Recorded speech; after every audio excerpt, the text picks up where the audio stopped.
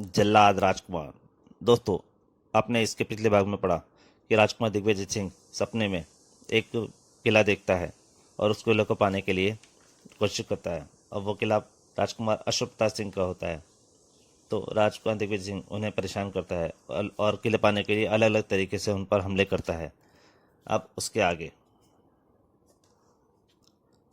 सहसा राजकुमारी दिव्य प्रभा कुछ सोचती हुई क्या उठी। महाराज, राजकुमार दिग्विजय सिंह ने हमारे शांत राज्य को अशांत कर दिया है। मैं चाहती हूँ महाराज कि हम भी दिग्विजय सिंह के पास अपनी शांति का ऐसा प्रस्ताव भेजें कि। और फिर वे की योजना बताती चली गई। इस प्रकार रवाना हुआ सैनिकों का एक दल। हमारा ये शांति का प्रयास अवश्य सफल होगा महाराज। असफलता की सूरत में हमें बहुत बुरी कीमत चुकानी भी होगी बेटी। इधर राजकुमार दिग्विजय सिंह के राज्य में सावधान किले का हम शांति चाहते हैं। राजकुमार अशोक प्रताप सिंह का दल पहुंच चुका था। महाराज, राजा अश्व प्रताप सिंह के शांति दूत महल के द्वार पर खड़े हैं। आपकी क्या आज्ञा है शांति दूत? हम स्वयं उनका स्वागत करेंगे। महल का विशाल द्वार खुल गया। राजकुमार दिग्विजय सिंह जिंदाबाद। राजकुमार को हमारे महाराज राजा अश्व प्रताप सिंह का प्रणाम। ये शांति भेंट स्वीकार करें राजकुमार। हम शांति चाहते हैं। ओहो, इसका निर्माण करने वाले शिल्पी के फन की दाद देनी होगी। मशाल लाओ। अपने दुश्मनों पर हम इतनी आसानी से विश्वास नहीं करते। देखते ही देखते शांति बहन धू धू कर जलने लगी। उसने मशाल से आग लगा दी।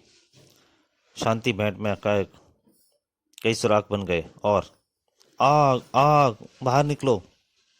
उफ, हमारी योजना असफल हो गई। उसके अंदर सैनिक थे, सारे कूद कूद के बाहर आ गए। और हा हा, राजा अश्वताप सिंह, दाद दे दूंगा तेरे इस अद्भुत योजना पर। सैनिकों, खत्म कर दो इन सबको। अब एक तोहफा हम भी भेजेंगे राजा अश्व प्रताप सिंह को। खत्म कर दो इस शैतान को, मारो मारो। संग्राम छिड़ गया। आँख खनाक। फिर अगले दिन सुबह मक्कादर्ज के नागरिकों ने देखा एक लोमहर्षक दृश्य। उफ, हे भगवान नहीं! महाराज का सीना फट जाएगा इस दुख से। यह सब देखकर सारे सैनिकों की लाशें बंधी हुई थीं। यह दृश्य देखकर राजा अश्वताप सिंह, राजकुमारी देवपा व मंत्रियों सहित सभी दरबारियों के रोंगटे खड़े हो गए। लाशों की दीवार! हमारे सारे सैनिकों को मार डाला। महाराज, उस जल्लाद राजकुमार को मैं स्वयं अपने हाथों से मारने की कसम खाती हूँ। उसी शाम लोगों ने एक और हैरतअंगेज दृश्य देखा। अरे, वह क्या है? भागो खतरा! यह क्या है? राजकुमार दिव्य सिंह के आतंक फैलाने की शायद एक और नई कड़ी। इससे पहले कि मैं नहीं चाहे, हमें यहाँ से भाग निकलना चाहिए। भागो भागो! बर्फ की एक चट्टान उनकी ओर बढ़ रही थी। बर्फ की वह चट्टान इसी ओर आ रही है। अचानक भागती हुई युवतियां ठंड से कांपने लगी। आह, ये क्या? अचानक ठंड कैसे पड़ने लगी? ठंड से बुरी तरह ठिठुर गई वे सब। मुझे बेहद कपकपी महसूस हो रही है। भला की ठंड लग रही है। आह, किट किट किट किट किट! उन सबके दांत बजने लगे और देखते ही देखते पुतलियां नजर आने लगी। आह नहीं! इधर बर्फ का वह टीला मकरध्वज नगर के एक बाजार से ऊपर मंडराया। नगर नागरिकों में बेचैनी फैल गई। किट किट किट! आह, ये अचानक मेरे दांत क्यों बजने लगे हैं? उफ, भला की ठंड लग रही है मुझे। जाने क्या रहस्य है। देखते ही देखते चलते फिरते लोग बर्फ की मीनारों में बदल गए। मेरे जिस्म के आसपास बर्फ जम गई है। हे भगवान, यह क्या करिश्मा है।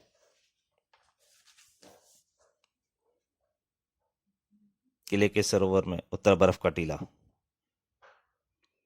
यह क्या है? उफ, मेरे हाथ पर ठंड से जमते जा रहे हैं। सूचना शीघ्र ही राजा अश्वप्रताप सिंह, राजकुमारी दिव्य प्रभा व अन्य मंत्रियों तक पहुंची। क्या सरोवर में बर्फ का टीला है? चलो हम देखते हैं। राजकुमार दिग्विजय सिंह, तुमने बिल्कुल ठीक पहचाना अश्व प्रताप। यह किला तुम्हारे पूर्वजों ने मेरे पूर्वजों से छीना था। बार बार स्वप्न में यही सब देखा है मैंने। किले के बाहर लड़े गए युद्ध का पूरा दृश्य नजर आता है मुझे। मैं चाहूं तो पलक झपकते ही तुम सबको मारकर किले पर अपना अधिकार कर लूं, किंतु नहीं। तुम्हारे पूर्वजों ने इसे छीना था। अब तुम्हें घुटने टेक कर ये किला मेरे पूर्वजों को वापस करना होगा। राजा अश्व प्रताप सिंह। तो दोस्तों, इस कॉमिक का दूसरा भाग यहीं तक। इसके अंतिम भाग के लिए जल्दी ही आपके सामने हाजिर होऊंगा। तब तक के लिए नमस्कार।